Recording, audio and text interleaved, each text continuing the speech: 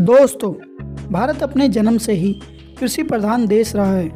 भारत में कृषि खनिज पदार्थों की भरमार थी जो यहाँ के लोगों के लिए सोना पैदा करती थी।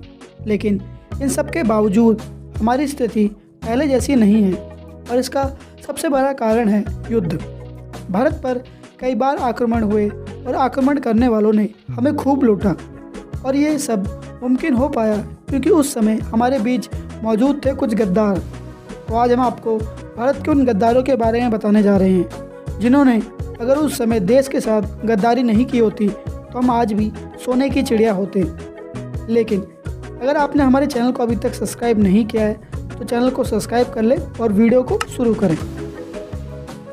नंबर 1, भारत में गद्दारी का सबसे बड़ा नाम जयचंद है तथा किसी भी धोखेबाज को जयचंद की संज्ञा दी जाती है। जयचंद और भारत के महान शासकों में से एक पृथ्वीराज चौहान के बीच पुरानी दुश्मनी थी। उन दोनों के बीच हुए युद्ध में पृथ्वीराज चौहान जयचंद को हरा चुके थे। इसके बाद जयचंद की पुत्री संयोगिता ने पृथ्वीराज चौहान को अपने पति के रूप में चुना।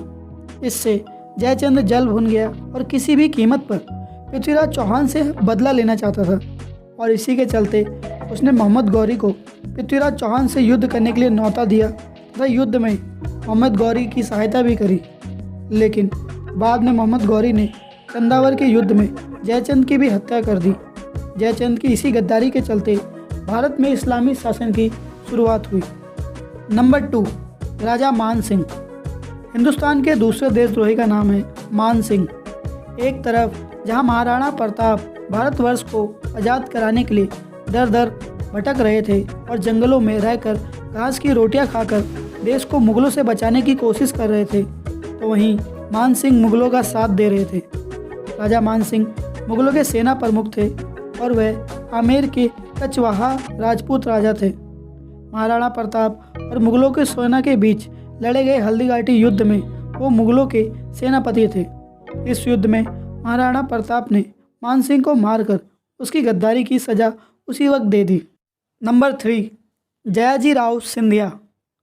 हिंदुस्तान के गद्दार ग्वालियर के राजा ने लक्ष्मीबाई के खिलाफ अंग्रेज़ों का साथ दिया था। ग्वालियर राजघराने से ताल्लुक़ रखने वाले जयाजी राव सिंधिया का नाम बड़े ही आदर और सम्मान के साथ लिया जाता था। लेकिन यही वो जयाजी राव सिंधिया है जिसने 1857 की आज़ादी की क्रांति में अंग्रेज़ों का भरपूर साथ दिया तथा तात्या तोपे और झांसी की रानी लक्ष्मीबाई के खिलाफ अपनी सेना का इस्तेमाल किया था। अंग्रेज़ों के प्रति इस वफादारी ने जयाजी राव सिंधिया को अंग्रेज़ों ने इसे नाइट्स ग्रेट कमांडर के खिताब से भी सम्मानित किया था। नंबर 4, बंगाल का सेनापति मीर जाफ़र। मीर जाफ़र किसी को गद्दार कहने के लिए मीर जाफ़र कहना ही काफ़ी होता है। उसके राज को भारत में ब्रिटिश साम्राज्यवाद की शुरुआत माना जाता है। बता दें कि मीर जाफ़र वर्ष 1757 से 1760 तक बंगाल के नवाब रहे और वह सिराजुद्दौला के सेनापति थे। उसने प्लासी के युद्ध में रॉबर्ट क्लाइव के साथ मिल गया और रॉबर्ट क्लाइव ने जाफ़र को बंगाल का नवाब बनाने का लालच दे दिया और इस जंग में बंगाल के नवाब के सेनापति मीर जाफ़र ने गद्दी हासिल करने के लालच में गद्दारी कर ली और इस युद्ध में उसने अंग्रेज़ों का भरपूर साथ दिया। इसी गद्दारी के कारण नवाब सिराजुद्दौला की हार हुई और ये माना जाता है कि इसी घटना के बाद भारत में ब्रिटिश राज की स्थापना हुई। तो गाइस, ये थे भारत के कुछ गद्दार। उम्मीद करता हूँ आपको ये वीडियो पसंद आई होगी। वीडियो पसंद आई तो सब्सक्राइब करना ना भूलें। And finally, thanks for watching.